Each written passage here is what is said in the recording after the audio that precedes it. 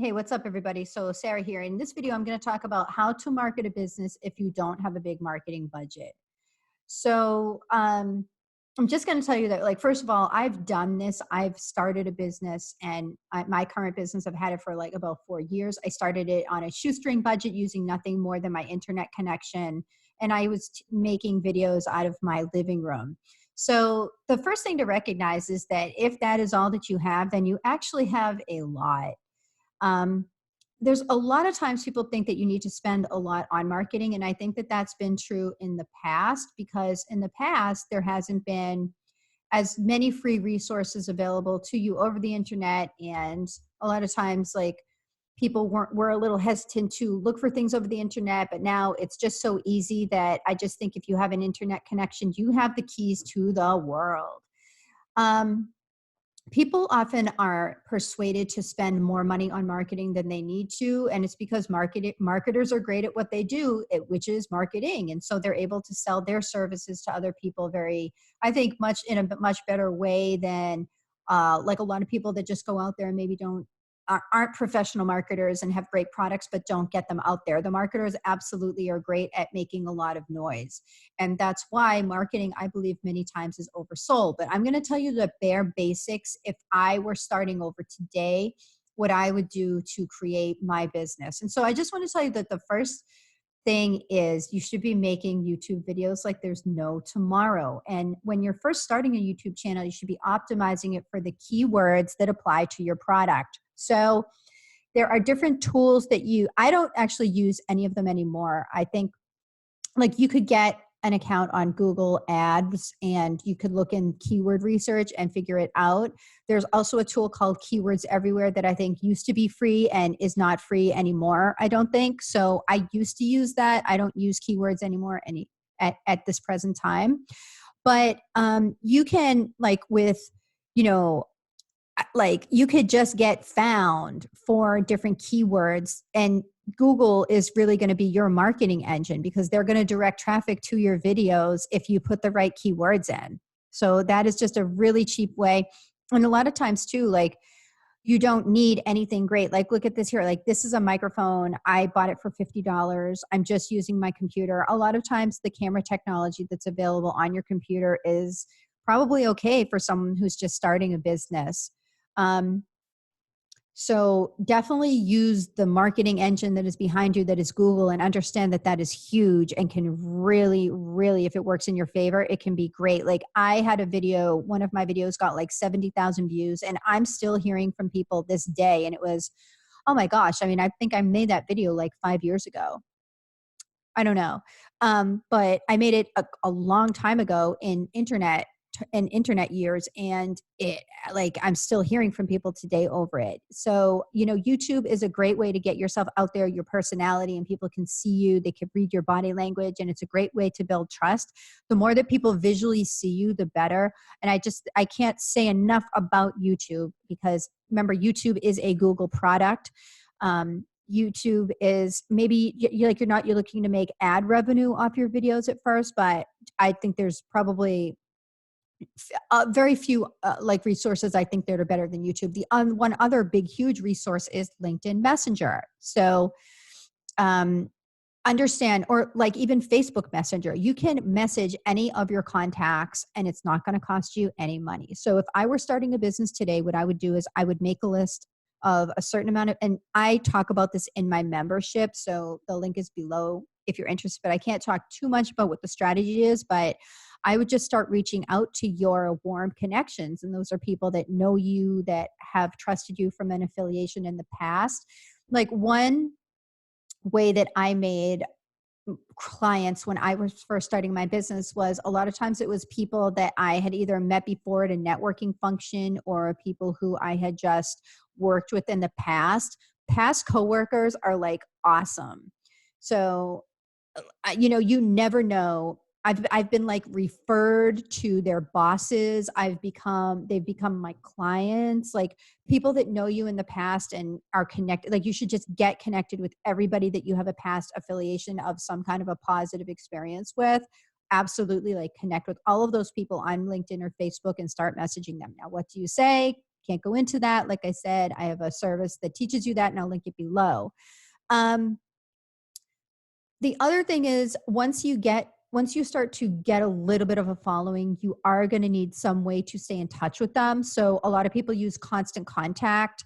I myself use Constant Contact, but you could also use MailChimp, which is free for, I think, the first 1,000 people that are signed up to your newsletter. And then once you get 1,000 people on your newsletter, it's probably not going to be free anymore. But the good news is that if you have 1,000 contacts on your newsletter list, you should be making some money off of them. So you probably can afford to upgrade your newsletter service.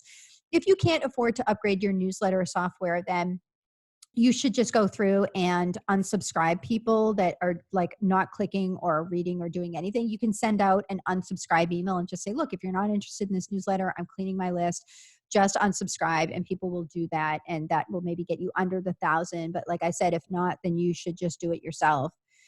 Um, so the other thing is, I think you should have some kind of a website. Now, having said that, if you don't have a lot of dough, you can just buy like the domain. You need to buy the domain name, but that's cheap. You can buy it for like $10 a year or something like that, I think. But you're going to need someone to host it. And I think Wix you could get like a free site. You'd have to design it yourself. It wouldn't be the best, but I'm not really the biggest fan of websites anyways for most people unless they're really great content producers. Like I have a podcast and a YouTube channel and I blog all the time. Like I can't shut up. So for me, I have to have an involved website.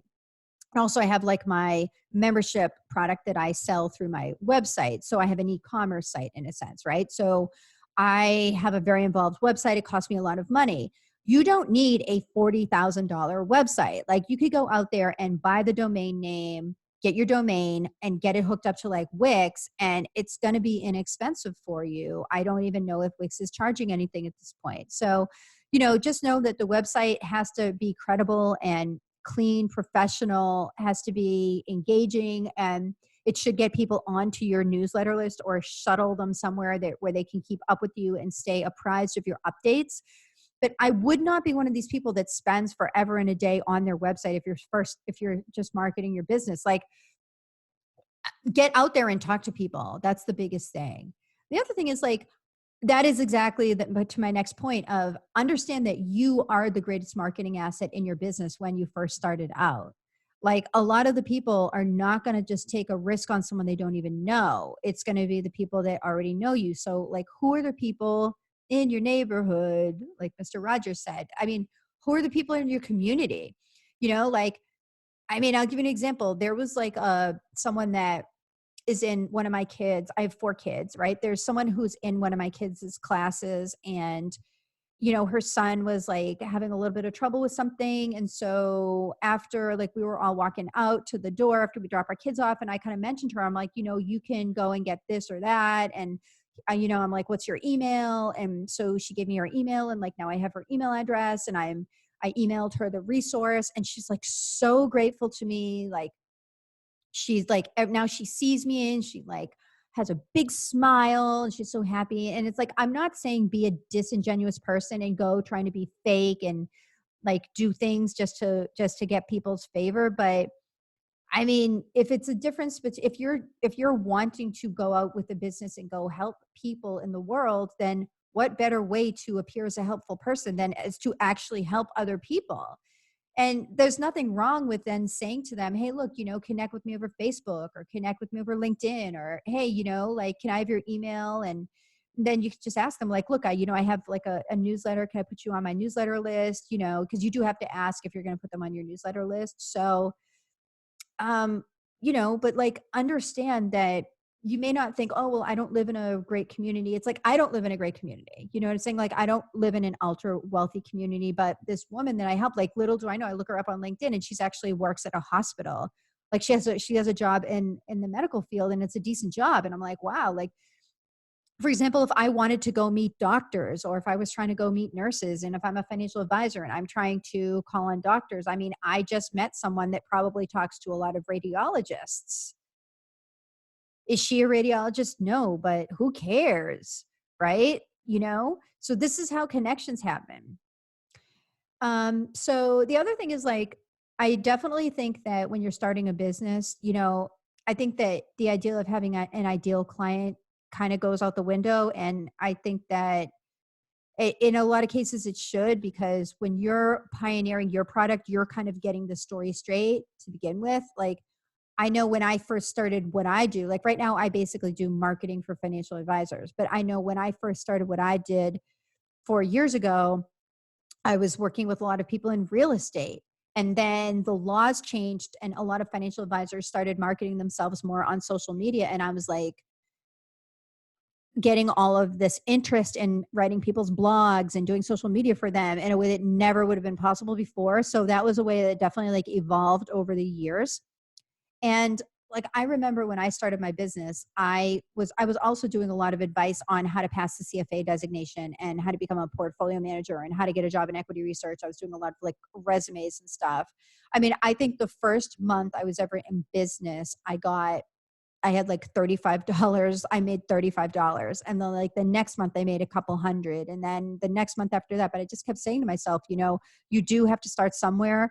And I just think one tip I would give you if you're starting a business is that every month you should have some kind of a sales quota. People hate the word quota, but at the end of the day, the numbers really do matter because they are an indication of the value that you're putting forth there out into the world and how well people are recognizing it. So if there's something wrong with those numbers, there's something wrong with how you're doing that.